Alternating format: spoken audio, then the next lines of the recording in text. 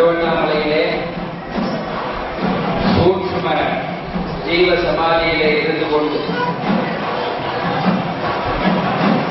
நம்மை எல்லாம் இயக்கிக் கொண்டிருக்கிறோம் மகான் ஸ்ரீ சேஷாத்ரி சுவாமிகளின் திருவடிகளை வணங்கி சத்குரு ஸ்ரீ சேஷாத்ரி சுவாமிகளின் அறநிலையத்தின் சார்பாக இங்கு வந்திருக்கும் மதிப்பிற்குரிய அம்மையார் சாரதா அம்மையார் அவர்களே, ஹார்வெஸ்ட் பெனிஃபிட் நிர்வாக இயக்குனர் திரு சௌந்தரராஜன் அவர்களே, உப தலைவர் திரு ராகவன் அவர்களே மற்றும் சகோதர சகோதரிகளே, தாய்மார்களே, பெரியவர்களே, இந்த சேஷாத்ரி சுவாமிகள் அறநிலையம் என்பது 1991ஆம் ஆண்டு உருவாக்கப்பட்டு மகானால் உருவாக்கப்பட்டு அலமேலு மங்காபுரம் மயிலாப்பூர் அலுவலகத்திலே இயங்கிக் கொண்டிருக்கிறது. மகானால் தேர்ந்தெடுக்கப்பட்ட சீடர்களால் உருவாக்கப்பட்ட ஸ்தாபனம் சிறிய அளவிலே தொடங்கி இந்த அளவிலே உயர்ந்திருக்கிறது என்று சொன்னால் அவருடைய நல்லாசிகள் தான் அதற்கு காரணம். சென்னைக்கு அருகிலே, தாம்பரத்துக்கு அருகிலே, மாடம்பாக்கம் கிராமத்திலே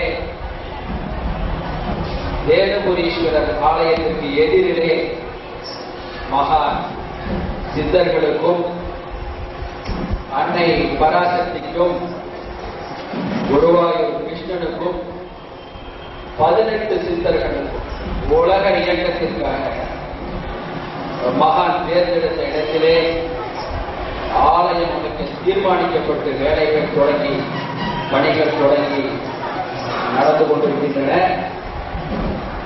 அதற்கு முன்னோடியாக பாலாலயம் ஒன்று நிறுவப்பட்டு பூஜைகள் முறைப்படி நடந்து வருகின்றன. இப்பொழுது நாம் காண இருக்கும் நிகழ்ச்சி குருவே சரணம். குரு அருள் இல்லையே திருவருள் இல்லை என்பது நமக்கு எல்லோருக்கும் தெரியும். வாழ்க்கையிலே குரு எவ்வளவு முக்கியம் என்பதும் தெரிந்தவர்களுக்கு தெரியும், தெரியாதவர்களும் தெரிந்து கொள்ள வேண்டும்.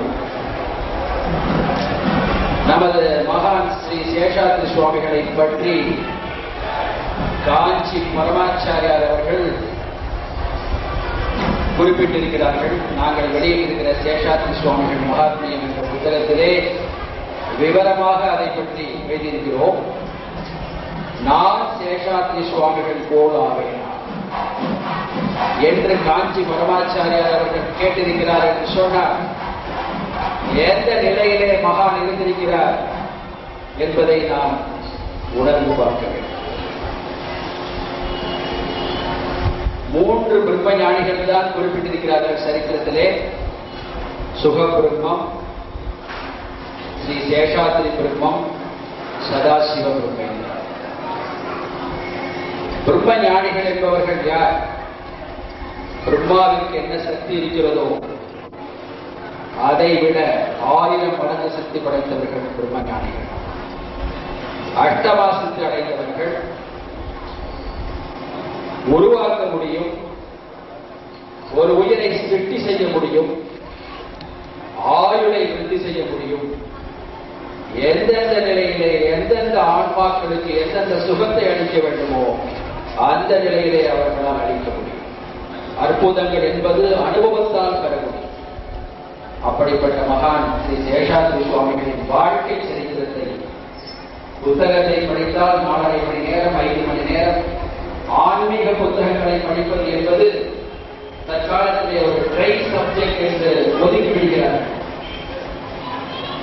மற்ற புத்தகங்கள் இருக்கக்கூடிய ஒரு உணர்வுகள் உணர்ச்சிகள் ஆன்மீக புத்தகத்திலே இல்லை என்பதாலோ அல்லது அதை அவர்கள் சரியாக தெரிந்து கொள்ளவில்லை என்ற காரணத்தினாலோ அதில் ஈடுபாடு குறைவு.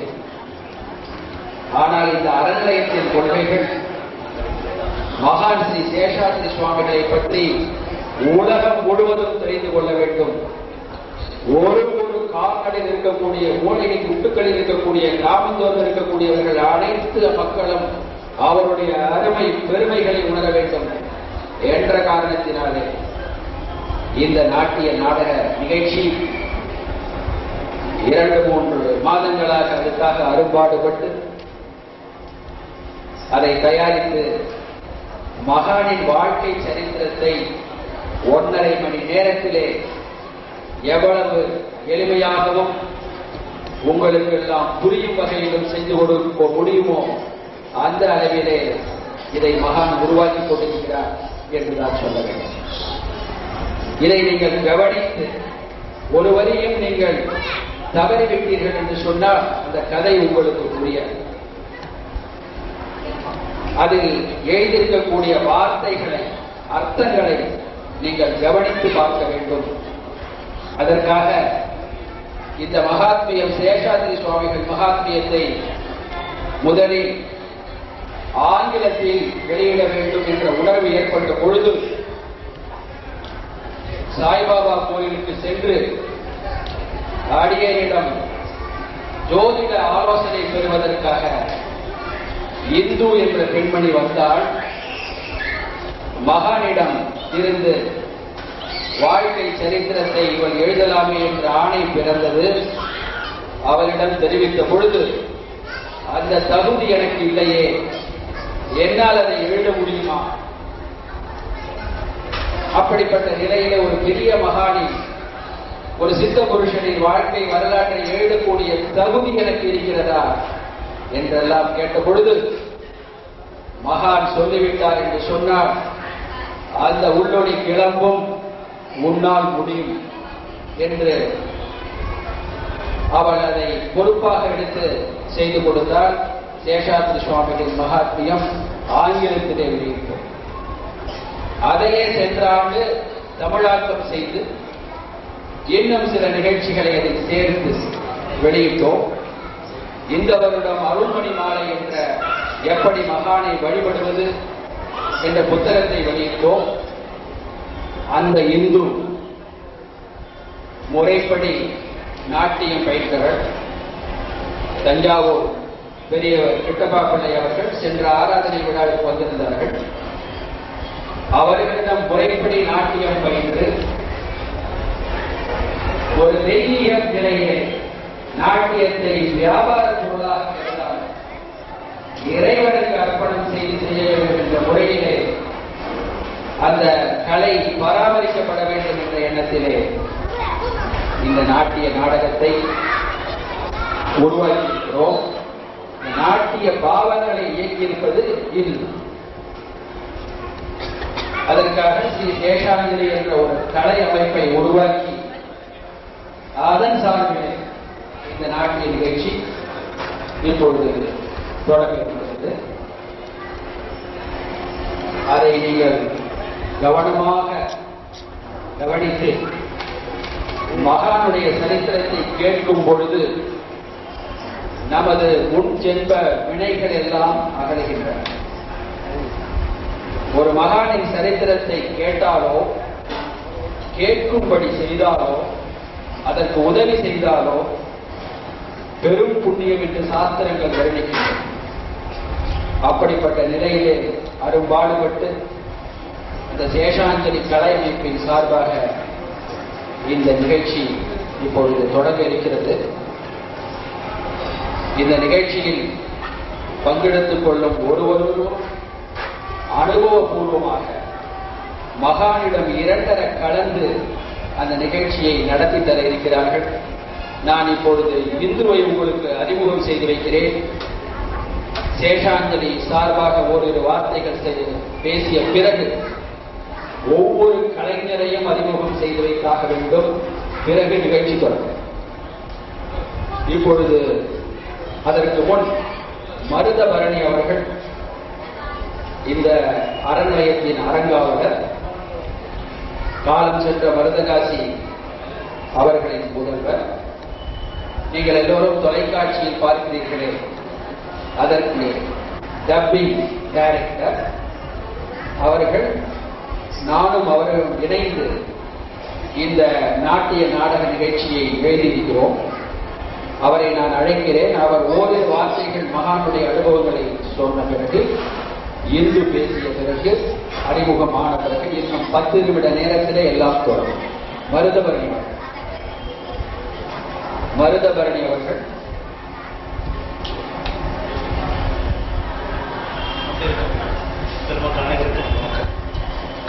மகானை பற்றி சொல்வதற்கு சொல்ல வேண்டும் என்றால் என் வாழ்க்கையில் பெற்ற அனுபவங்கள் எவ்வளவோ இருக்கின்றன.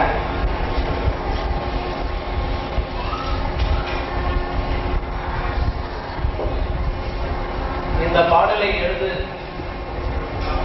நாட்டிய சரித்திரமாக எழுத வேண்டும் என்று ஐயா அவர்களுக்கு கட்டளையிட்ட போது அதை நான் ஆரம்பித்தேன்.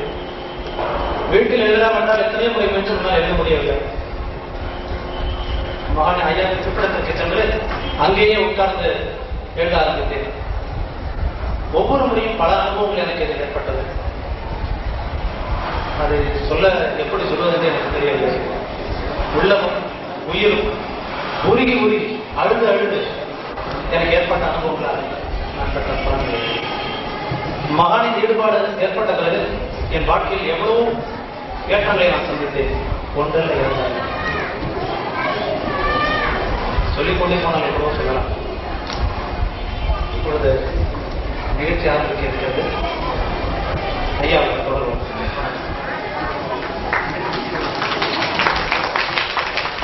இந்த நிகழ்ச்சிக்கு உதவி செய்திருப்பவர் திரு ராமகிருஷ்ணன் அவர்கள் இங்கு வந்திருப்பார் என்று நினைக்கிறேன்.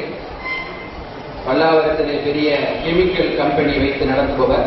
அவரை வந்த பிறகு நான் அறிமுகம் செய்திருக்கிறேன். இப்பொழுது இந்து அவர்களை அழைக்கிறேன். இந்து இந்த சேஷாஞ்சலியின் தலையில் இந்த நாட்டியத்தின் இயக்குனர்.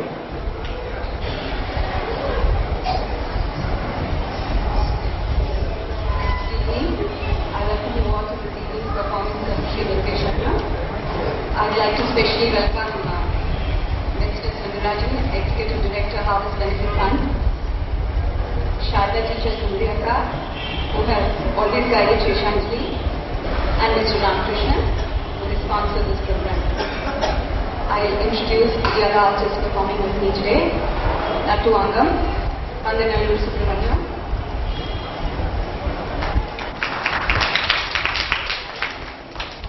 vocal, Saraswati Shankaranarayan, who has come all the way from Chidambaram to help us with the music. She is supported by Chitrambaram. On the violin, Mr. Venkatraman. Flute, Mr. C.P. Venkateshan. Mridanga, Mr. Muthukrishnan. Dialogue, Mrs. T.R. Lata. Lights, Mr. Narasimhan. Music is composed by Krishna Teja. Dialogue, Mr. Sharma and Mr. Madhavati. Dancing with me will be Vidya Shankaran. Anupama Sridharan. Archana, Aparna, Kalpagam, Lata, Bhuvaneshwari, Aparna, Deepika, and Baby Rupa. Makeup, Mr. Mohan and Revati. I hope you all will enjoy the program as much as we are looking forward to bringing it to you. Thank you.